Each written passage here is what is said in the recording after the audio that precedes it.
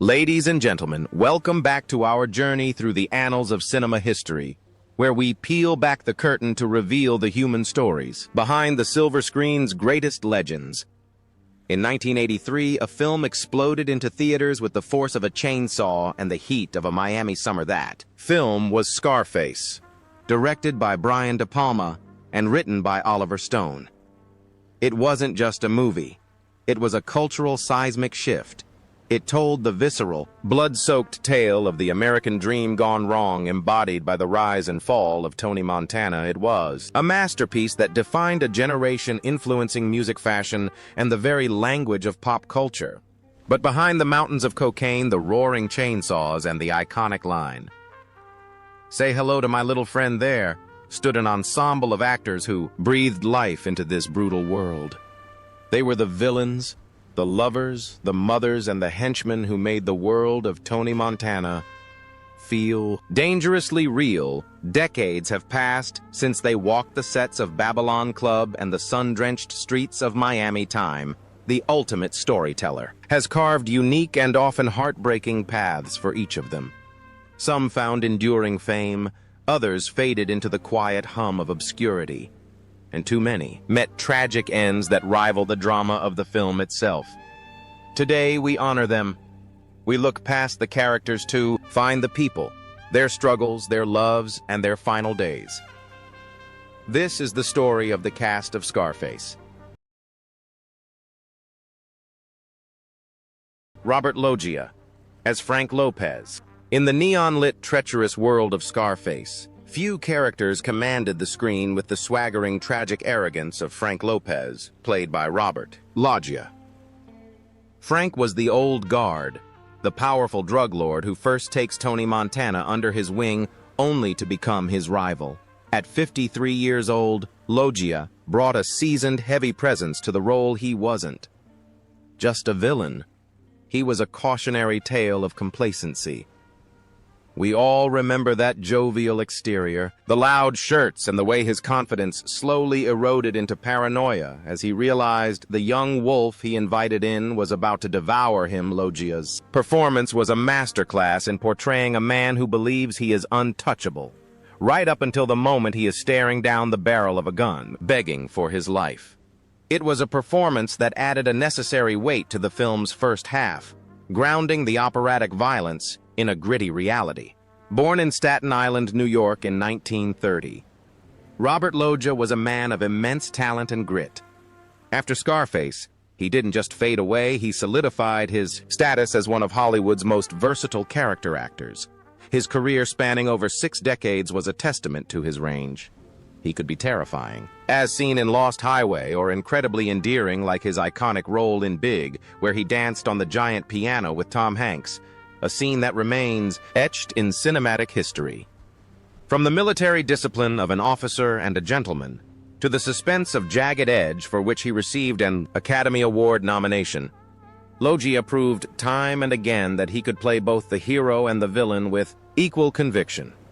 He was a working actor in the truest sense, a man who loved the craft and gave it everything he had. However, the life of an actor is rarely as polished as the final cut of a film. Behind the scenes, Loggia's personal life was a turbulent sea. His first marriage to Della Marjorie Sloan, which began in 1954, spanned nearly 30 years but was ultimately eroded by the relentless tides of show business. The constant travel, the long months away on location, and the unpredictable highs and lows of fame created a chasm between them that love could no longer bridge. The divorce in 1981 left Loggia in a state of midlife uncertainty, a lonely chapter where the applause of the audience couldn't silence the quiet of an empty home. It was in this shadow that he found his light. He met Audrey O'Brien, a woman who would become his savior, his partner, and his partner. Rock marrying in 1982. Just before Scarface hit theaters, Audrey helped him rebuild his confidence and provided the peace he had searched for all his life.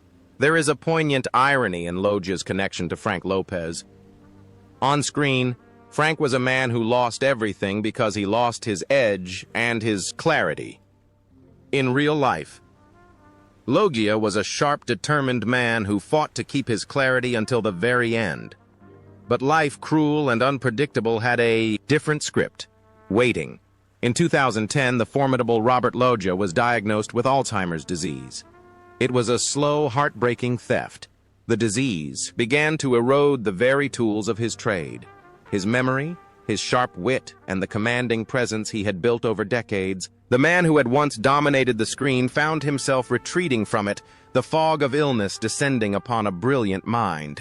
Through this darkening twilight, Audrey remained his steadfast guardian, holding his hand as the memories faded. The journey of this Hollywood titan came to a quiet close on December 4, 2015. Robert Loggia passed away at his home in Brentwood, Los Angeles, from complications of Alzheimer's. He was 85 years old. He left behind a net worth of $10 million and a filmography that defined an era. But his true legacy was the fight he put up against the dying of the light. Paul Shenar as Alejandro Sosa. If Frank Lopez was the blustering past of the drug trade, Alejandro Sosa was its cold corporate future. Played by the magnetic Paul Shenar, credited in the script as Shenar Sosa, was the embodiment of refined evil. At 47 years old, Shenar brought a chilling sophistication to the role. He wasn't a thug, he was a businessman who dealt in death. His performance in Scarface is unforgettable, particularly in the scenes where he quietly, calmly dismantles Tony Montana with words before he ever uses bullets. With his smooth voice and piercing gaze, Shenar created one of cinema's most intelligent, calculating villains. He was the silk hiding the steel, a character who proved that the scariest monster in the room is often the one who never raises his voice. Before he became the face of the Colombian cartel to moviegoers, Paul Shenar was a giant of the stage. Born in Milwaukee, Wisconsin in 1936, he was a man deeply dedicated to the art of theater. He was a founding member of the prestigious American Conservatory Theater, ACT, in San Francisco, where he lived out his true passion. He took on over 40 classic roles, breathing life into Shakespeare and Chekhov with a grace that was rare in Hollywood. To Shenar, acting was not about fame. It was about the purity of expression. His voice, distinct and powerful, also gave life to the villain Jenner in The Secret of NIMH. Proving his vocal presence alone was enough to terrify and enthrall, Shenar's personal life was marked by a profound depth of feeling and complex relationships. He shared a significant and intense relationship with the celebrated British actor Jeremy Brett, known to the world as the definitive Sherlock Holmes. Their bond, lasting from the mid-70s, was one of deep artistic and personal connection. Even after their romantic relationship ended, a strong friendship remained, a testament to Shenar's capacity for love and loyalty. However, Shenar lived in an era where his identity as a gay man forced him to navigate a world rife with prejudice. He bore the weight of societal expectations while trying to remain true to himself, finding solace in his art and the small circle of those who truly knew him. There is a tragic parallel between Sosa and Shenar. Sosa was a man in total control, a man who saw everything. Shenar, too, was a man of great intellect and control over his craft. But unlike his character, who could order the death of anyone who crossed him, Shenar faced an enemy that could not be negotiated with or intimidated. In the 1980s, a shadow fell over the artistic communities of the world, and Shenar was not spared. At the height of his powers, just years after Scarface made him a recognizable face, globally, he was diagnosed with HIV/AIDS. It was a time of fear and silence, but Shenar faced his fate with the quiet dignity that defined his career. The disease ravaged his body, stealing away the future roles he was destined to play. On October 11, 1989, the curtain fell far too soon. Paul Shenar passed away at the age of 53. His ashes were entrusted to his close friend Thomas Wiley, closing the final chapter of a brilliant life cut short by the plague of a generation. He left behind a legacy of excellence forever immortalized as the man who brought down Tony Montana. Harris Yulin as Mel Bernstein. In the corrupt ecosystem of Scarface, Mel Bernstein represented the rot within the law. Played by Harris Yulin, noted in the script as Ulan Bernstein, was the sleazy, crooked cop who tried to squeeze Tony Montana. At 46, Yulin captured the essence of bureaucratic corruption perfectly. He wasn't a screaming villain. He was a mundane one, a man who viewed crime as just another business transaction.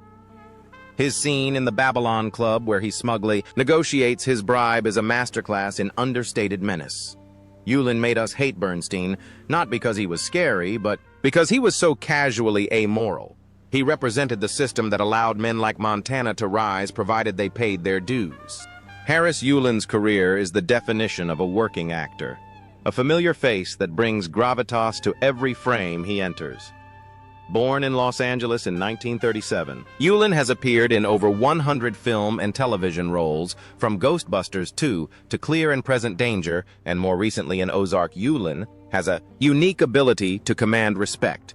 He is the kind of actor who disappears into a role whether he is playing a judge, a general, or a criminal. His longevity in the industry is a testament to his adaptability and his sheer talent, conquering stage, television, and film with equal prowess. However, the steady trajectory of his career was matched by a personal life filled with emotional turbulence. His high-profile romance with Faye Dunaway was passionate but short-lived, ending in the kind of turmoil that often accompanies Hollywood power couples. He sought stability, marrying actress Gwen Wells in 1975. They spent nearly 20 years together, a significant chapter of his life, until tragedy struck. Gwen's death from cancer in 1993 left Yulin shattered, creating a void of grief that is difficult to articulate.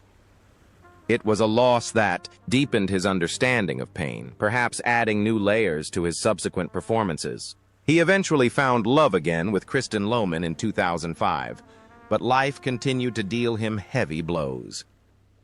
The death of his stepdaughter, Claire Lucido, in 2005. 2021 was a devastating shock, pushing Yulin further into a more withdrawn, reflective state. Despite a career that many would envy, Yulin often battled periods of depression and the feeling of isolation that comes with surviving while so many loved ones pass on. He carried the weight of these losses, quietly channeling his experiences into his art. In a twist of fate that mirrors the unpredictability of the films he starred in, his own story has a final somber chapter written in the stars. According to the records of this narrative, Harris Yulin's heart, which had endured so much loss and loved so deeply, finally gave out. On June 10, 2025. In New York City, Harris Yulin passed away from heart failure at the age of 87.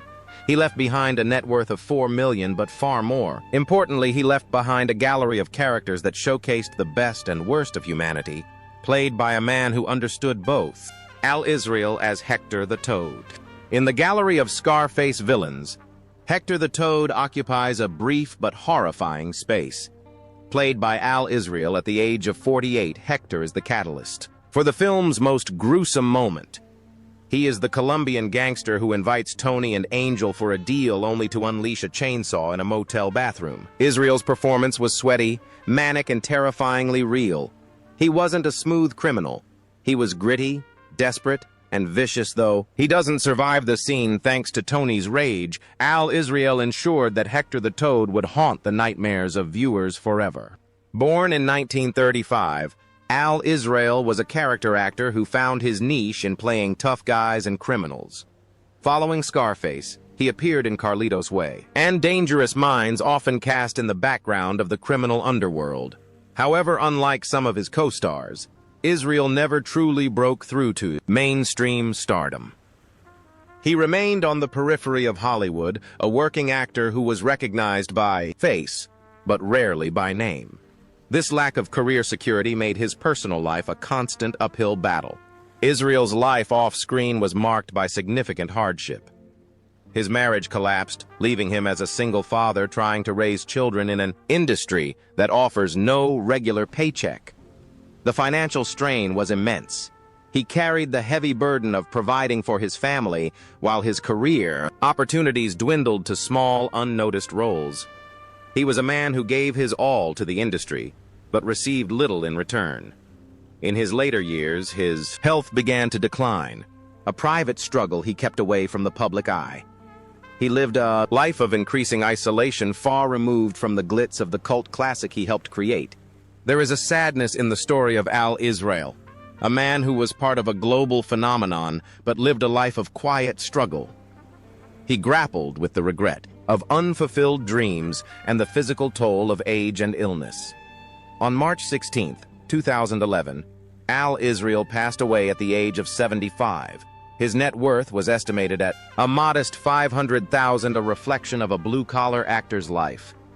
He may not have been a star on the Walk of Fame, but to Scarface fans, he will always be the man who revved the chainsaw, a terrified face of the violence that defined the film. Ángel Salazar asked Chi-Chi, "Every tragic hero needs a loyal companion, and for Tony Montana, that was Chi-Chi." Played by the Cuban-American actor Ángel Salazar, Chi-Chi was the side of Scarface's darkness. At just 27 years old, Salazar brought a frenetic energy to the screen. He was the guy trying to get the girl at the club, the loyal soldier who followed Tony from the refugee camp to the mansion. Yet he is perhaps best remembered for two harrowing scenes. The chainsaw shower scene where he helplessly watches his friend die, and the final shootout where he screams at a drug-addled Tony to open the door before being gunned down. Salazar made us care about the henchman. He gave a face and a personality to the collateral damage of Tony's war. Salazar's real life was as dramatic and scrappy as the character he played. Born in Cuba in 1956, his journey to freedom was cinematic in itself. As a teenager, he swam the treacherous waters to the Guantanamo Bay Naval Base to escape the regime, eventually making his way to New York City. He was a survivor from day one. He started from nothing, using his natural wit to break into the comedy scene. His catchphrase, "Check it out," became a staple of his stand-up routines. He was a man bursting with talent, landing roles in Punchline with Tom Hanks and reuniting with Al Pacino in Carlito's Way. He had the charisma to be a star, but the shadow of Chi-Chi was long, and the lights of Hollywood can be blinding. Despite his potential, Salazar found it difficult to break out of the typecasting box. Behind the laughter of his comedy shows lay a dark struggle with addiction. Like the world portrayed in Scarface, cocaine became a demon in Salazar's real life, a vice that entangled him for years. This struggle led to financial ruin, failed relationships, and a chaotic existence that stood in stark contrast to the joy he brought audiences. He was a man fighting to keep his head above water, much like he had in the ocean leaving Cuba, but this time the currents were internal. He continued to perform, driven by a love for the stage that never waned, even when his health and bank account did. His final show in July 2024 at the Laugh Factory was a testament to his resilience. He was still making people laugh, still saying, "Check it out," right until the end, but the body can only withstand so much. On August 11th, 2024, at a friend's home in Brooklyn, Ángel Salazar passed away in his sleep. He was 68 years old. The cause was determined to be a toxic combination of drugs and underlying heart issues. He died with little money to his name, but he left a legacy of laughter and a performance in one of the greatest movies of all time that ensures he will never be forgotten. Miriam Colon as Mama Montana. In a movie filled with criminals and killers, Miriam Colon stood apart as the moral conscience of the story. As Mama Montana, she appeared in only a few scenes, but her impact was seismic. At 47, she played the matriarch who sees right through her son's expensive suits and piles of money to the rot inside his soul. Her rejection of Tony is one of the film's most powerful moments. Colon portrayed a mother's heartbreak with a dignity and ferocity that was breathtaking. She represented the old world values, the decency that Tony had, sacrificed on the altar of greed. She was the only person Tony couldn't buy, and that terrified him. Born in Ponce, Puerto Rico in 1936, Miriam Colon was a pioneer. She was not just an actress. She was a force of nature in the Latino arts community. She founded the Puerto Rican Traveling Theater in New York, bringing culture and stories to the streets. Her career was illustrious, spanning Broadway and film, and she worked well into her later years, even appearing in Better Call Saul.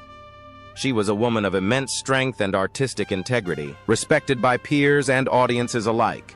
She carried herself with the grace of royalty, a queen of the theater who paved the way for countless others. Yet the strength she projected on stage masked a private life filled with quiet sorrow. Her first marriage to George Paul Edgar was a love story that ended in tragedy. After 10 years together, Edgar passed away after a long illness, leaving Colin a widow in 1976. The loss was a heavy blow, one that left her grappling with a profound isolation even as her career soared. She would return from standing ovations to a silent house, the applause unable to fill the empty space beside her. She remarried in 1987 to Fred Valle, hoping for a second chance at happiness, but life is rarely simple. The marriage was fraught with differences and the lingering ghosts of past traumas. Behind her steely public persona, Colin carried the hidden pain of losing a family member to illness, a grief she guarded closely from the public eye. She immersed herself in her work to cope, but the loneliness was a constant companion. As she aged, the vibrant world she built began to quiet down, leaving her with memories of a glorious past and the solitude of the present. The final curtain for this legendary figure fell on March 3rd, 2017. Miriam Colin passed away in New York City from complications of a lung infection at the age of 80. She left behind a net worth of $5 million, but her true wealth was the path she blazed for Latinas in Hollywood, and the haunting, powerful image of a mother who refused to sell her soul. John Brandon as immigration officer. Sometimes a single scene can define an entire movie's atmosphere. John Brandon, at age 54, played immigration officer number 3 in the opening sequence of Scarface. He is the cynical bureaucrat interviewing Tony Montana, the face of a cold, unwelcoming America. His skepticism and dismissal of Tony's story set the stage for the anti-hero's struggle against the system. Brandon's weary, stern delivery made the audience instantly sympathize with the refugees, even the criminal ones. He represented the wall that Tony had to climb over. John Brandon, born in 1929 in New York, was a classic character actor. You knew his face from Serpico or The Brink's Job, even if you didn't know his name. But the life of a day player is a lonely one. Brandon's personal life was a series of disconnected chapters. Multiple marriages failed, eroding his belief in lasting love and distancing him from his children. As he aged, the phone stopped ringing. The financial insecurity of his profession became a terrifying reality in his golden years. Depression is a silent stalker of the elderly actor, and Brandon was not immune. He felt the weight of a career that never quite reached the summit. His health deteriorated, compounded by undisclosed complications that left him frail and exhausted. He spent his final years on the sidelines of Hollywood in Middle Village, New York, looking back on a lifetime of work with a heavy heart. John Brandon passed away on August 25, 2014, at the age of 85. He left behind a modest net worth, but his contribution to the opening moments of Scarface remains a vital piece of cinema history. He was the gatekeeper, the first obstacle in the rise of Tony Montana. Victor Campos as Ronnie Echevarria. In the sprawling cast of Scarface, Victor Campos played Ronnie Echevarria, a loyal soldier in the Montana crew. At 48, Campos fit perfectly into the ensemble of tough guys and hustlers. He was often in the background of key scenes, part of the machinery of Tony's empire, while his name might not be. On the movie poster, actors like Campos are the glue that holds a film like this together. He brought a rugged authenticity to the role, looking every bit the part of a man who had survived the mean streets. Victor Campos was born in New York City in 1935. His life was a testament to the harsh reality of the almost famous. He started strong with a promising role in Cades County, but the momentum didn't last. He spent decades chasing the next gig, appearing in The A-Team and Murder, She Wrote, but never breaking through the glass ceiling of supporting roles. This constant professional frustration bled into his personal life. Campos battled demons that were all too common in his line of work: alcohol and drugs, These addictions took a heavy toll. His marriage collapsed under the strain, and he found himself estranged from his 2 children. It is a heartbreaking narrative. A man who wants to be a hero to his family but is defeated by his own internal struggles. In his final years, the former boxer and tough guy faced his toughest opponent, yet prostate cancer. It was a battle fought in the shadows. He lived in Sherman Oaks, increasingly lonely, watching the industry move on without him. The dreams of stardom had long faded, replaced by the physical pain of illness and the emotional pain of regret. The fight ended on December 4th, 2018. Victor Campos passed away at the age of 83.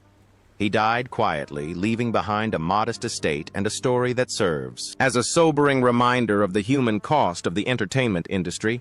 He was a fighter who took many punches both in the ring and in life and kept standing for as long as he could. Richard Belzer, as the Babylon Club MC. Before he was the most famous detective on television, Richard Belzer was the Babylon Club MC in Scarface. At 39 years old, Belzer had a small but pivotal role. He was the comic relief amidst the tension, the man on the microphone cracking jokes while drug lords plotted murder at the tables. His dry, sardonic wit was on full display. Even in this cameo, you could see the sharp, cynical charisma that would later define his career. He grounded the scene, making the Babylon Club feel like a real, breathing hotspot of 80s Miami. Born in Bridgeport, Connecticut in 1944, Richard Belzer was a man whose humor was forged in fire. His childhood was traumatic, marred by an abusive mother and the tragic suicide of his father. As a young man, he lost his sister in a car accident, a wound that never truly healed. Belzer turned to comedy as a shield, a way to process the pain of a world that seemed cruel and random. He struggled with substance abuse in his early years, fighting the darkness of addiction while trying to make strangers laugh in grimy comedy clubs. He was a survivor who transformed his cynicism into an art form. His personal life was a rocky road. His first marriage ended in turmoil, leaving him disillusioned. But Belzer was a fighter. He eventually found stability, but he never lost that edge of melancholy. He became a television icon as Detective John Munch, a character he played for over 2 decades, across multiple series including Law Order SVU. He was a conspiracy theorist, an author and a philosopher of sorts, always questioning authority.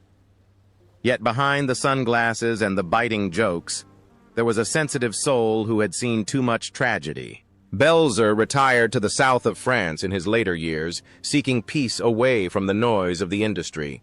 He lived in a stone house, surrounded by his dogs, embracing an eccentric, quiet life.